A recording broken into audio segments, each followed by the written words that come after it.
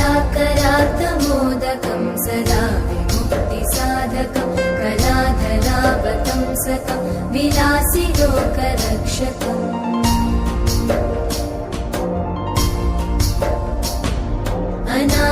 अनायकैकनायकं विनाशिते भदैत्यकं नताशुभाशुनाशकं नमामि तं विनायकम्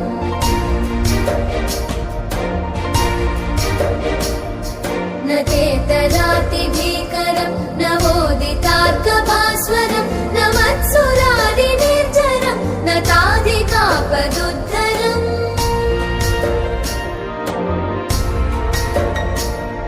सुरेश्वरं निधीश्वरं गजेश्वरं गणेश्वरं महेश्वरं तमाश्रये परात्परं निरन्तरम्